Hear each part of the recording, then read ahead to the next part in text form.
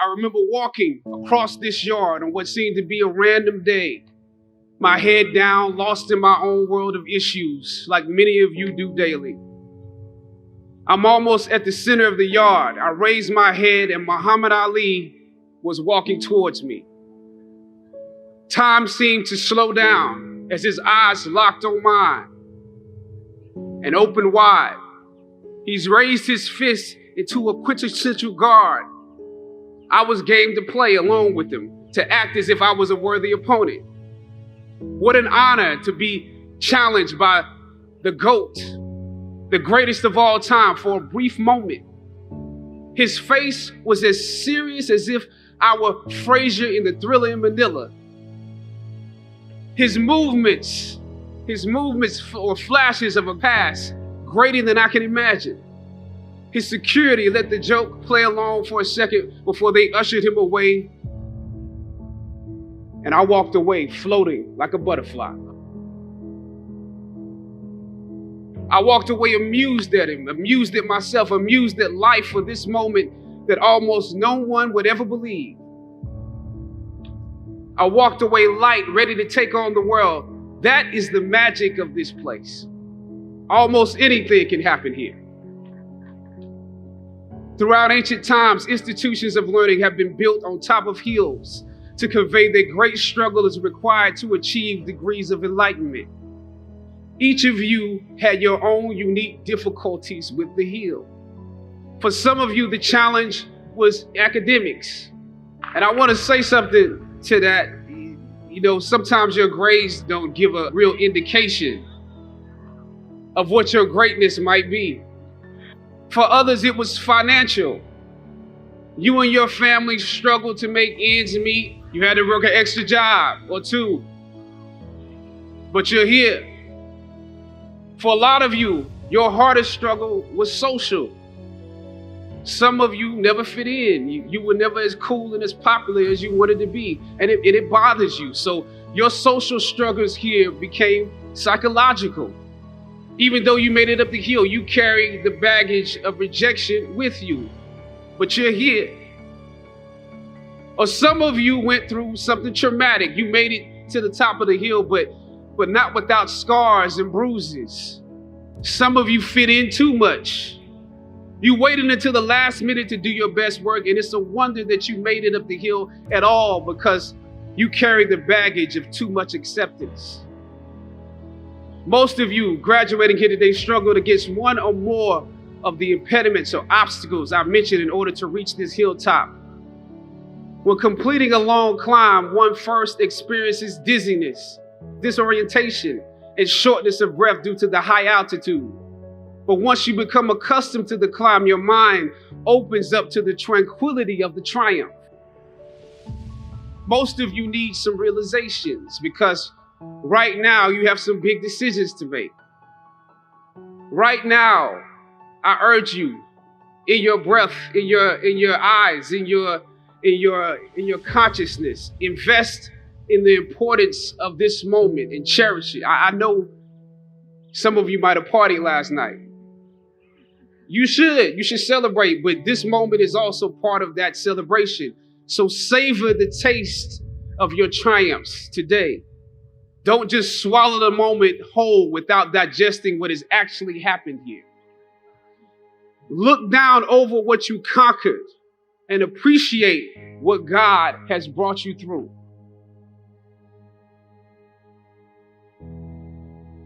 I was on a roll when I entered the system of entertainment, theater, television, and film. In my first New York audition for a professional play, I landed the lead role. From that play, I got my first agent. From that agent, I got an on-screen audition. It was a soap opera. It wasn't Third Watch. It was a soap opera on a major network. I scored that role too. I felt like Mike Tyson when he first came on the scene, knocking out opponents in the first round. With this soap opera gig, I was already promised to make 6 figures, more money than I had ever seen. I was feeling myself. But once I got the first script, and with soap operas, You very often get the script the night before and you shoot the whole episode in one day with little to no time to prepare. Once I saw the role I was playing, I found myself conflicted. The role wasn't necessarily stereotypical. A young man in his formative years with a violent streak pulled into the allure of gang involvement. That's somebody's real story. Never judge the characters you play. That's what we were always taught. That's the first rule of acting. And any role played honestly can be empowering. But I was conflicted because this role seemed to be wrapped up in assumptions about us as Black folk. The writing failed to search for specificity. Plus, there was barely a glimpse of positivity or talent in the character, barely a glimpse of hope. I would have to make something out of nothing. I was conflicted. Howard had instilled in me a certain amount of pride, and for my taste, this role didn't live up to those standards. It was just my luck that after filming the first 2 episodes, execs of the show called me into their offices and told me how happy they were with my performance. They wanted me to be around for a long time. They said, if there was anything that I needed, just let them know. That was my opening. I decided to ask them some simple questions about the background of my character, questions that I felt were pertinent to the plot. Question number 1, where's my father? The exec answered, well, he left when you were younger. Of course. Okay. Question number 2. In this script, it alluded to my mother not being equipped to operate as a good parent. So why exactly would my little brother and I have to go into foster care? Matter of factly, he answered, well, of course, she's on heroin. That could be real, I guess. But I didn't want to assume that's what it was. If we're around here assuming that the Black characters in the show are criminals on drugs and deadbeat parents, then that would probably be stereotypical, wouldn't it? That word stereotypical lingered. One of the execs pulled out my resume and began studying it. The other exec wore a smile, trying to live up to what they had promised me only a few moments before.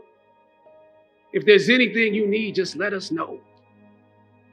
She said, as you have seen, things move really fast around here.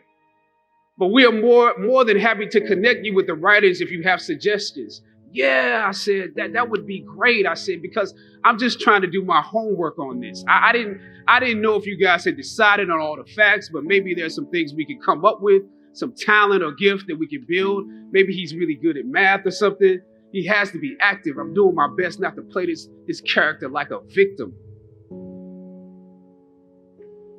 So you went to Howard University, huh? The exec holding my resume interrupted, peeking over the pages. Yes, I said proudly. He slid my resume back in his desk and said, thank you for your concerns. We'll be watching you. I left the office. I shot the episode I had come in to shoot on that day. Probably the best one I did out of the 3 because I got what was bothering me off my chest. I was let go from that job on the next day. Phone call from my agent. They decided to go another way. The questions that I asked set the producers on guard and perhaps paved the way for a less stereotypical portrayal for the Black actor that stepped into the role after me. As the scripture says, I planted the seed and Apollos watered it. But God kept growing. God kept it growing. Yet and still, when you invest in a seed, watching it grow without you, that is a bitter pill to swallow. A bitter pill. Anybody that's ever been fired knows what I'm talking about. Even if you really don't want the job, when they let you go, it's like any breakup. You act like you don't care. I didn't need that damn job anyway. I didn't need them. But when you have those moments alone, you start to wonder if there was a better way to handle it. And if you could have handled it better, maybe you could help your family. And then before you know it, you're broke. and you find yourself scraping together change just so you can ride the subway so that you can get the next job. And maybe if you could book something else, that would eclipse the feeling of doubt that's building, but it seems like you can't pay them to hire you now. My agents at the time told me it might be a while before I got a job acting on screen again. But that was fine because I never wanted to act in the first place. And I definitely didn't want to be caught dead going after a fake Hollywood pipe dream. I'm more of a writer-director anyway, so forget their stories. I can tell my own stories. As conflicted as I was before I lost the job, as adamant as I was about the need to speak truth to power, I found myself even more conflicted afterwards. Sometimes you need to get knocked down before you can really figure out what your fight is and how you need to fight it. At some point, my mind reverted back to my experiences here, to the professors that challenged me and struggled against me. Finally, I thought of Ali in the middle of the yard, in his elder years, drawing from his victories and his losses. At that moment, I realized something new about the greatness of Ali and how he carried his crown. I realized that he was transferring something to me on that day. He was transferring the spirit of the fighter to me. Sometimes you need to feel the pain and sting of defeat to activate the real passion and purpose that God predestined inside of you. God says in Jeremiah, I know the plans I have for you. Plans to prosper you and not to harm you. Plans to give you hope and a future. Hear me well on this day. When you have reached the hilltop and you are deciding on next jobs, next steps, careers, further education, you would rather find purpose than a job or a career. Purpose crosses disciplines. Purpose is an essential element of you. It is the reason you are on the planet at this particular time in history. Your very existence is wrapped up in the things you are here to fulfill. Whatever you choose for a career path, remember the struggles along the way are only meant to shape you for your purpose. When I dare to challenge the system that would relegate us to victims and stereotypes with no clear historical backgrounds, no hopes or talents, when I questioned that method of portrayal, a different path opened up for me. The path to my destiny. When God has something for you, it doesn't matter who stands against it.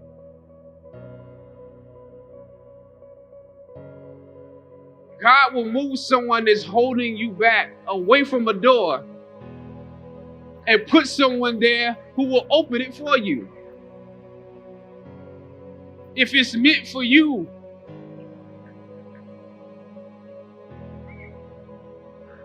I don't know what your future is, but if you're willing to take the harder way, the more complicated one, the one with more failures at first than successes, the one that has ultimately proven to have more meaning, more victory, more glory, then you will not regret it. Now, this is your time.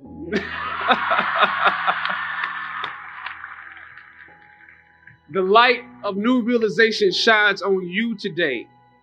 Howard's legacy is not wrapped up in the money that you will make, but the challenges that you choose to confront. As you commit to your past, press on with pride and press on with purpose. God bless you. I love you, Howard. Howard forever.